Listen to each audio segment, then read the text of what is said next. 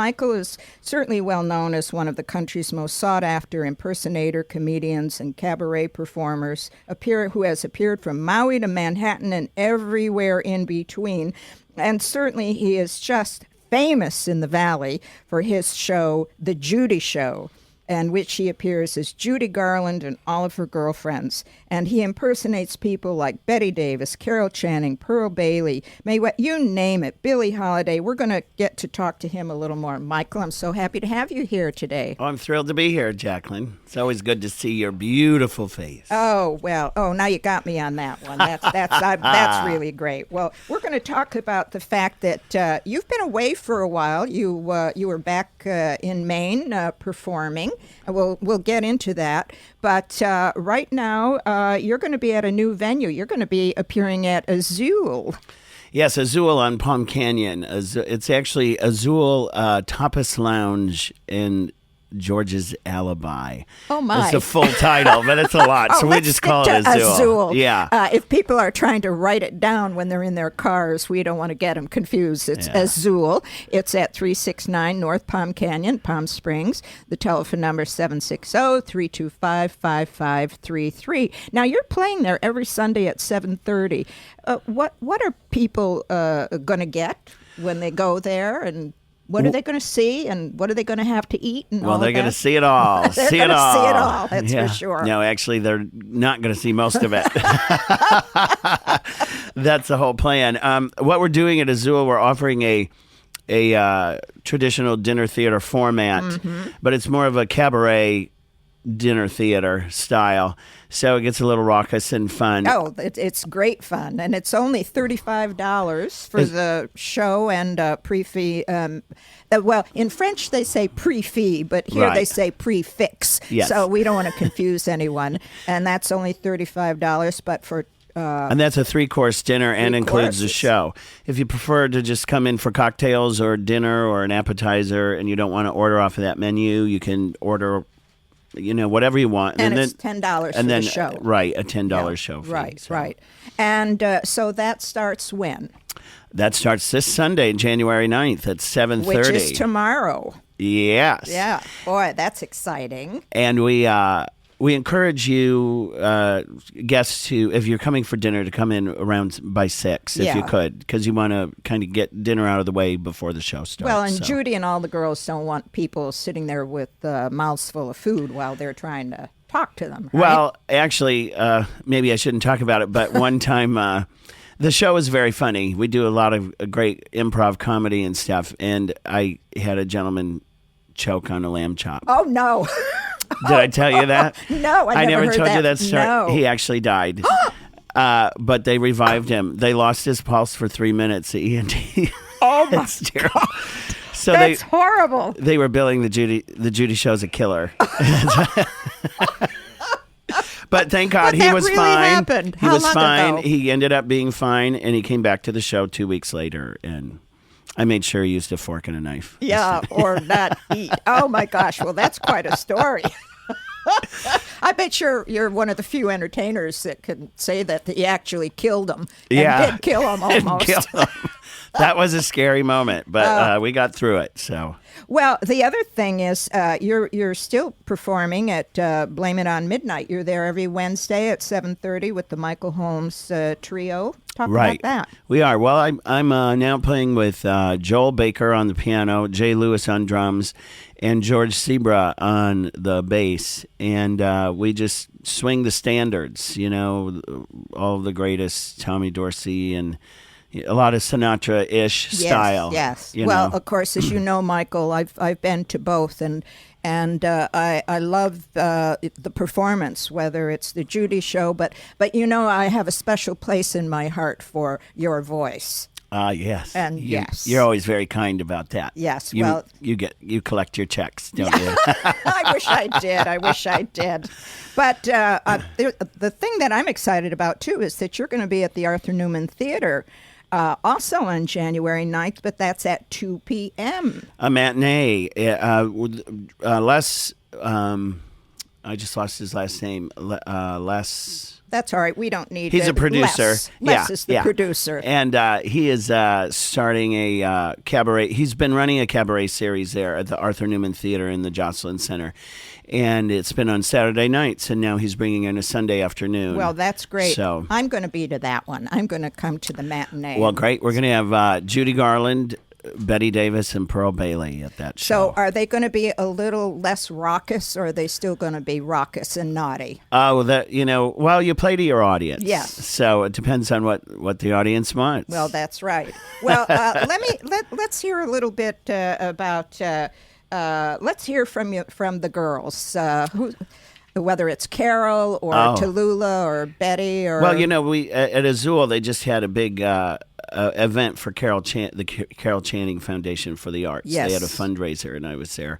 And you're involved in that, aren't you, with Carol? Well, in peripheral way. Yeah, I raise money for it, Yeah. and I think it's a wonderful organization. They contribute money to the public school system arts programs. Mm-hmm. However, the money doesn't go into the public school system. Right. It goes straight to the arts program, which I think is exciting, so you don't lose a lot of the money. So what does Carol have to say about that? Oh, well, it's just marvelous. I think every child needs to have an opportunity to be on the stage. Look at me. It made me a star. I didn't realize that Carol had snuck in here. Well, Carol, it's nice to have you here, but is your friend Betty or Tallulah waiting outside as well? How nice to see you at long last, Jacqueline. I've missed you, Betty. Although, didn't I just see you at the Christmas show? No, I didn't see you. I saw somebody, Miss Jacqueline Kennedy Bouvier was there. A friend of mine, a very close friend of mine. Yes, yes. Well, what do you got going, Betty? Is Tallulah? You fighting with Tallulah, or everything okay there? Oh no, darling. Betty Davis and I are marvelous, marvelous friends. We do all of our drinking and passing out together. It's just fabulous. I don't know. I still laugh every time I hear it, as many times as I hear it, and that's the thing that's such fun about the Judy Show. No matter how many times you go, it's a blast, and he's always surprising you with new things. But I think everyone's favorite is Judy. Well, yeah, Judy is, Is Judy. Judy is Judy, and I think one of the things that always makes Judy endearing to everybody, and always was her great drawing quality, was her humanity, her being fragile, her, yes. There's nothing better that everybody cheers the underdog. She hits a note and it's flat and she slides into it, and people go nuts for that.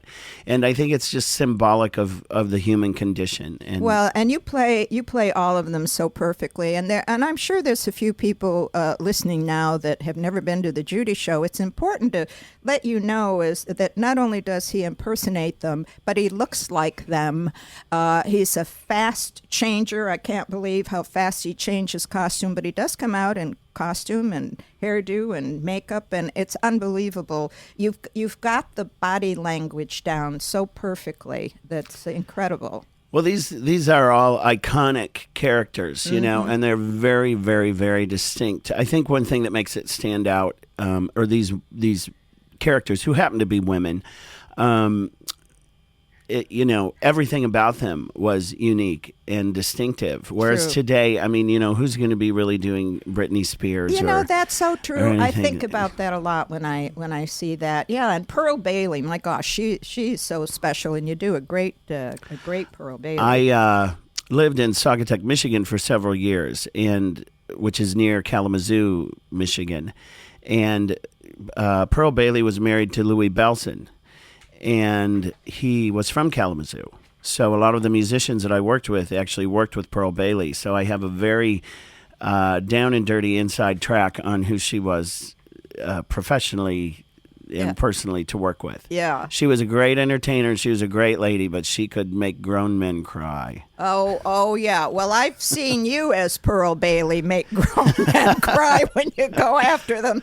And women. But it's a lot of fun. You're so funny. You're funny about it. I mean, you're really funny. And I just want to read, Michael has been praised by people like Vicki Knight. Singer Vicki Knight has been there quite often, and she talks about what a truly awesome performance. My friends were impressed and couldn't stop talking about you. Love you. There's all kinds of things like that when you go on Facebook and what is your Facebook or your web or why don't we give that? My website is www.thejudyshow.com. Just thejudyshow.com. There are no spaces. And then you can, if you would like to follow us on Facebook, it's The Judy Show on Facebook. You can click like. You don't, so that you get an update of where we're performing throughout the valley and on the West Coast. And Michael has a couple of albums out also that are great, as you know, how much I really love them. So what are the names of the albums? The first CD that I released was called If You Were Wondering, and the title track is If You Were Wondering. Right.